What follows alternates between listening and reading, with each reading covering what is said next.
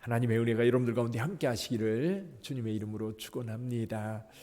오늘 6번째 환상, 7번째 환상이 동시에 기록되어 있는데 같은 맥락에 이 두 가지 환상이 기록되어 있습니다. 자, 6번째 환상은 뭐지요? 날아가는 두루마리 환상입니다. 두루마리라고 할 때 이 두루마리, 우리가 이제 이런 종이가 있으면 이렇게 둘둘 마른 것, 이런 두루마리가 있는데 이게 이제 이렇게 날아가는 겁니다. 날아가는데 이것이 얼마나 큰지요? 길이가 20규빗, 넓이가 10규빗이다. 그럼 이 20규빗이라고 할 때 1규빗을 50cm로 보면 10m짜리입니다. 길이가 10m, 넓이가 5m. 이게 굉장히 큰 두루마리가 지금 날아가는 거예요. 이런 거 생각해 보면 비슷할 것 같아요. 양탄자. 왜 아라비안 나이트에 나오는 양탄자 생각하면 비슷하지 않을까? 근데 문제는 그 안팎으로, 안쪽과 밖에 글씨가 가득 쓰여 있는데 그 글 내용이 어떤 거였냐면 여기 3절에 말씀하고 있습니다. 이는 온 땅 위에 내리는 저주라. 도둑질하는 자는 이쪽의 글대로 끊어지고 맹세하는 자는 저쪽의 글대로 끊어지리라. 여기 두 가지 죄를 이야기하고 있습니다. 도둑질하는 자, 맹세하는 자. 이 도둑질하는 자는 남의 물건, 수고하지 않고 남의 수고를 가로채는 것이 도둑이라고 한다면, 맹세하는 자, 망령되이 맹세하는 자는 거짓말하는 자입니다. 거짓말.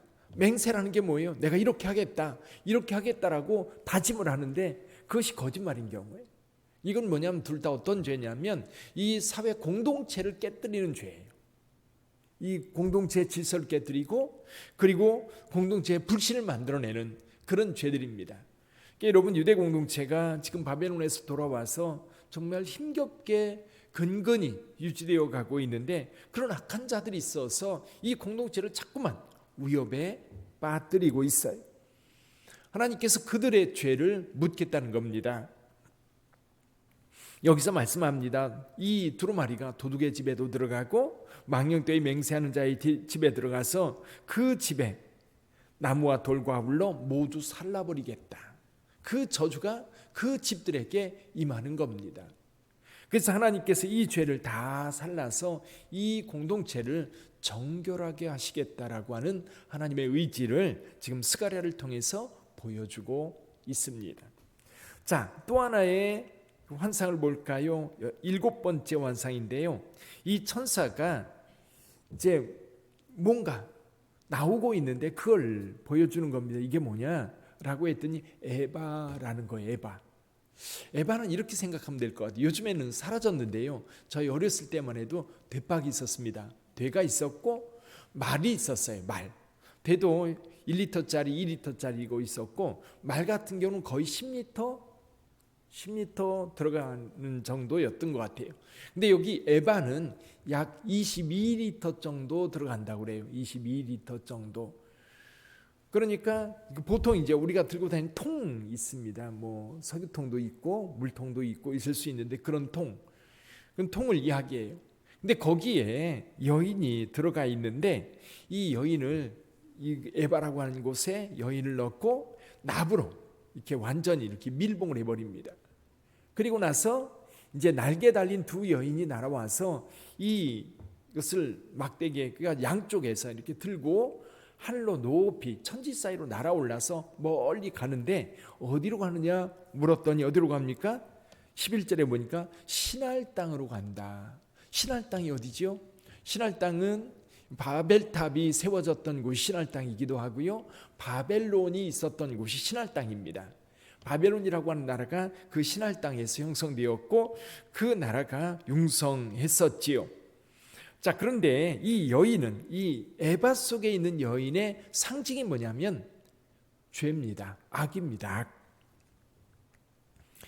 여기 8절에 보면 그가 이르되 이는 악이라 하고 그 여인을 에바 속으로 던져놓고 납조각을 에바 아기 위에 던져 덮더라.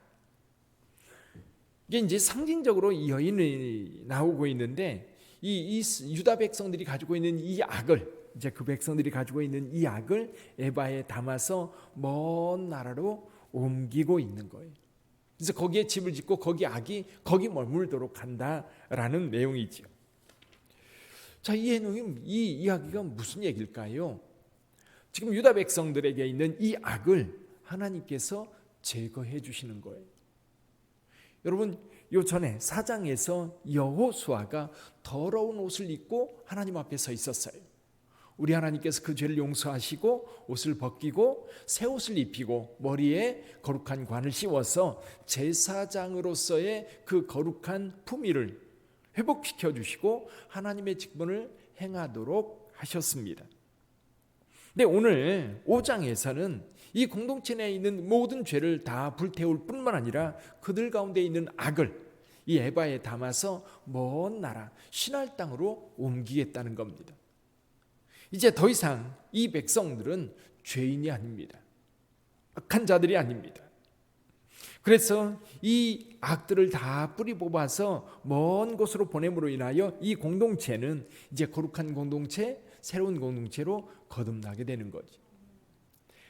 사랑하는 성도 여러분, 불신자들은, 하나님을 알지 못하는 자들은 세상 죄악과 어우러져 살아가는 것을 그렇게 꺼려하지 않습니다. 그러나 여러분, 우리 그리스도인들은 그 속에 살기가 굉장히 불편해요. 왜 불편합니까? 의로우니까요. 악과 멀리하고 있으니까 불편한 거예요. 악이 가까이 있으면 불편하고 힘들고 힘에 겨워요. 그러나 여러분, 이걸 이겨야 합니다. 이겨서 오히려 성도의 거룩함이 세상을 거룩하게 만들 수 있어야 되죠. 저와 여러분들은 우리 주 예수 그리스도로 말미암아 죄 씻음 받은 자들입니다.